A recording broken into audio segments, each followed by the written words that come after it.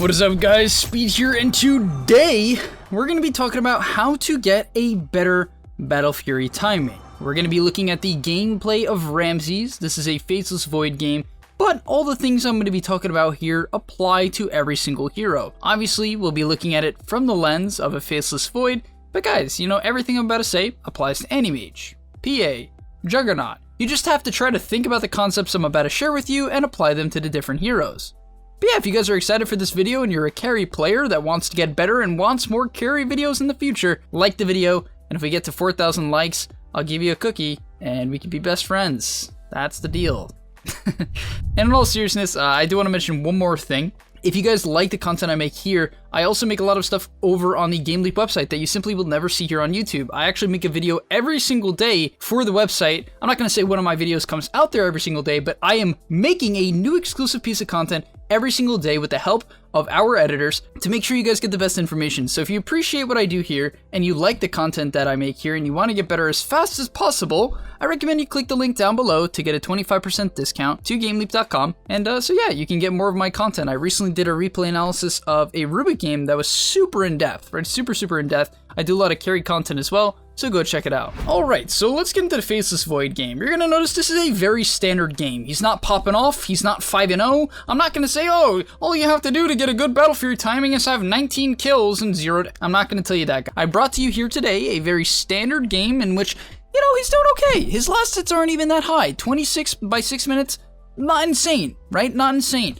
Good to nice though, good to nice. So the first concept I want to talk about is small items. Now I see a lot of players get this wrong and I want to briefly touch on it and make sure you guys understand my mentality. So a lot of players will say, hey, you know, I have free farm right now, right? I have free farm and therefore I'm not going to buy the Wraith Bands similar to what Ramses has here, or I'm not going to buy a magical one, also what Ramses is buying here, because, you know, if I don't, even if I get pressured a little bit more, I'll still get to my Battle Fury faster. But this is just basically completely incorrect for a multitude of reasons. Number one, if you don't buy small items, you can't kill the camp, right? You can't kill the medium camp that is right here. You simply can't, right? It's going to take way too long, and therefore you lose a lot of efficiency. On top of that, if players are competent and they realize you're particularly weak due to the fact that you're rushing a Battle Fury, they'll naturally pressure you more, which will make you lose farm. So all in all, rushing Battle Fury is basically never worth it. And on top of that, even if, let's say, by skipping Wraith Bands and skipping an item like Treads gets you a Battle Fury at minute 14 instead of 15 or maybe 16, what's the problem?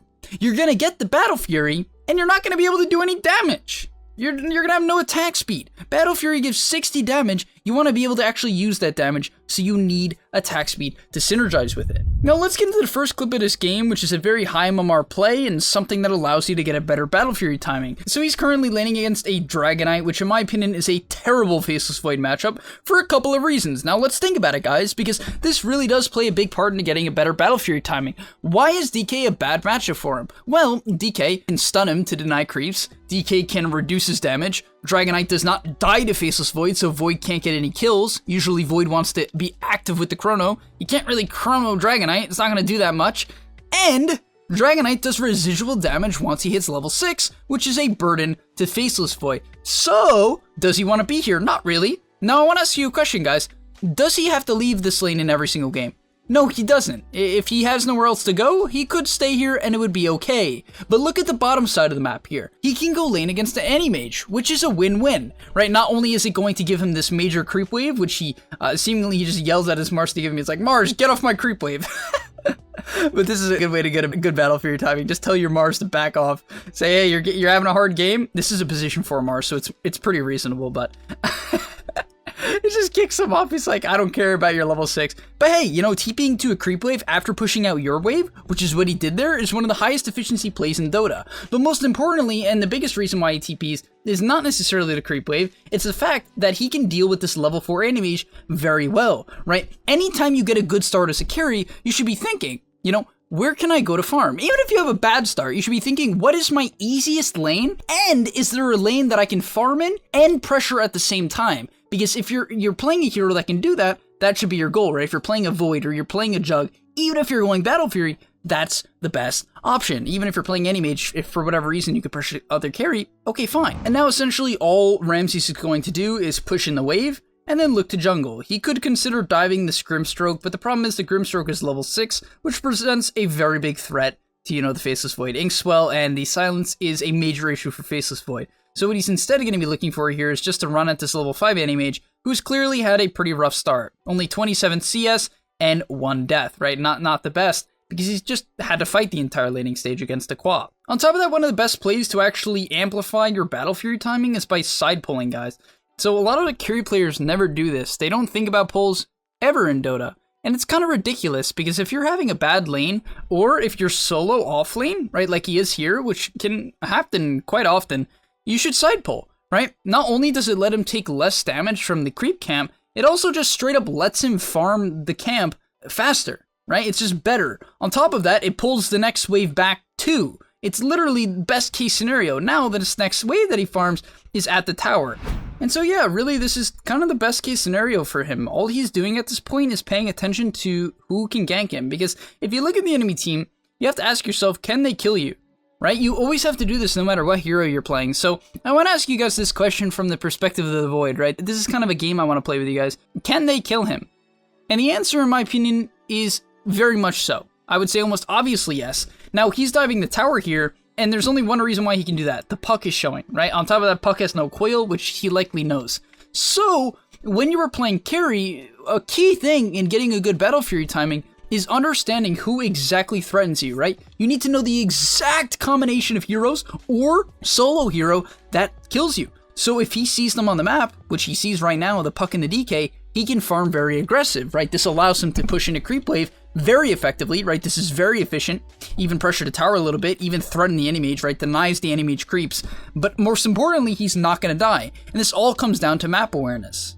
So really my main tip there before I move on to the next clip is when you are playing carry, before the game even starts and as the game progresses, you need to be updating your information and telling yourself who's going to threaten you in this game, and then pay very close attention to them on the minimap. The next thing I want to talk about is don't show up to fights immediately. So we have a really nice example here where Ramses is farming this large camp and he sees a lot of stuff going on mid. Now, a lot of players here, they would instantly TB mid. They say, oh my god, I have Chrono! And they would instantly go to the fight, right? They would just TP or they would start running. But does he have to do this? No, he doesn't have to go, right? And the fight ended up disengaging, but a lot of players, what they would have done there is started to shift over, wasting a full 5 to 10 seconds. You might be like, Speed, 5 to 10 seconds, who cares? I care! You should care too! You should care about every little single piece of time that you spend on either farming or not farming. Next up, we're going to see him once again not TP to a bad engagement. He understands that, hey, that is not a good engagement. The puck has bots, there's a bunch of heroes up there, the Quaff's already dead, so instead, he makes a really top tier play where he goes on the Earthshaker, gets bloodlusted, gets it followed up by a stun, and secures the kill. Just a really high impact kill, because not only does it cost him no resources at all, it doesn't even cost him Chrono, it didn't put him in danger. And those are the best kills in the game to get a good Battle Fury timing.